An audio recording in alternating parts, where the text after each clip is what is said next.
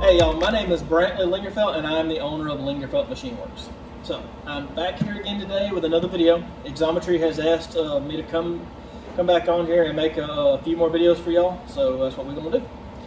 So if you haven't seen the last video, we're going to put a link to it right here, and we're going to put it in the description below. That way you can go check it out later. It's on must-have deburr tools. Pretty good video, so go check it out. Alright, today's video is going to be about these little machines. These are called ultrasonic cleaners. So these things basically clean your parts. That's the easiest way to put it. So we've all been there to where we've made parts all day long. It's the end of the day, those parts still have to be cleaned. You don't want to mess with them. And also, you don't want to pay somebody to stand there all day and wash parts. So you do it yourself. We've all been there to where we've had to use that little thing full of degreaser. You sit there with a little brush and you scrub your parts and get all the oil and grime and coolant and everything else off of those parts and chips that are stuck in threaded holes and everything. And that's just a pain. No one wants to do that. It's a waste of time, waste of money if you're having to pay somebody to stand there and do it. So that's where this comes into play. What this little machine does is it's full of, first of all, water, and then you put a cleaning solution in it, like this. Basically a heavy-duty degreaser, just a kind of a soap. And I've seen people, of course you can use that stuff, then I've seen people use simple green too. Just straight up simple green, dilute it down. You can use whichever. It doesn't really matter. It still cleans your parts. You just got to be careful on what materials you put in there, because too high of a concentrate of simple green will deteriorate your parts pretty bad. So when you have the heat on with these machines, it helps to get all the oil and coolant off a little better. So when you've got small parts that have threaded holes in them, or small drilled holes, or pockets or grooves or whatever, chips are going to get stuck inside those grooves, inside those pockets and threads. It's hard to get them out. So you don't want to sit there and having to go with a brush trying to get every one of those little chips out. You throw them in here and turn it on, it's going to get all those chips and all that oil and coolant and all that out for you. So what we're going to do, I'm going to show you how this works. So you see this go no-go gauge? It's covered in oil. It's been plenty loved on.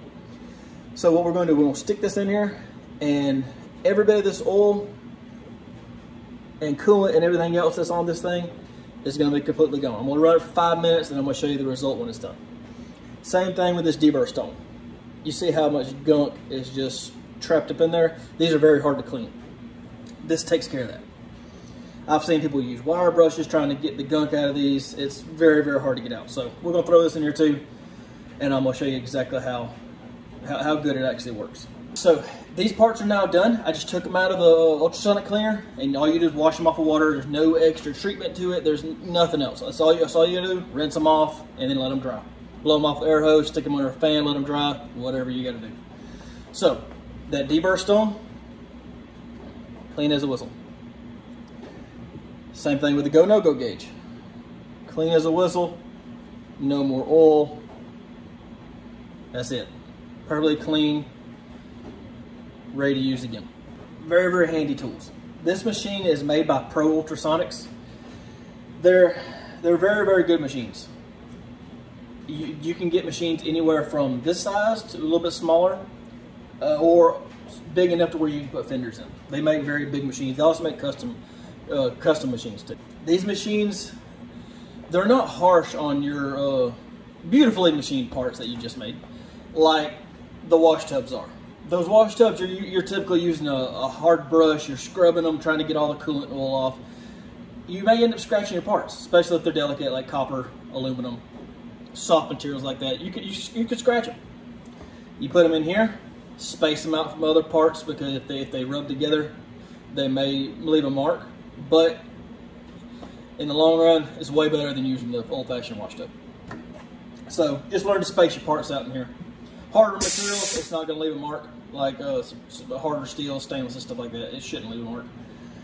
So, all right, so now, since I've showed you this one is, it's going to run you a few $100s. for this particular model. So I'm going to show you a cheaper version of this that you can get at Harbor Freight. It's this one. It's made by Central Machinery. Not a bad little unit. You can get that for about 90 bucks. Works the same way. It's nowhere near as high powered as this one. So if you're going to clean stuff all day long or multiple times a day, I would highly suggest going with this one instead of this one. Just because it's not made for it. This is the second one I've bought of the Harbor Freight version, and the first one I wore it out. I used it a year. It was toast. The heater was going out in it. It wasn't cleaning nowhere near as good as it used to. You could just tell everything inside of it was just going dead basically. So if you're going to use it just every now and again, clean necklaces, clean small parts, clean your parallels in the shop, clean small stuff, your knives, whatever you got. It's not a bad deal. Like I said, it's about $80, $90. I think it's more close to 90. It's not bad, but if you're going to be using a lot more, I highly suggest going with a better model, higher wattage, and you can use it all day long. You can keep it running. It's not going to kill it. But they're very, very good machines, especially these are very well built. So, yeah, that is my video on ultrasonic cleaners. If you got any questions, put them in the comments. I'll try my best to answer them. And that's going to be it for today. Thank you for watching.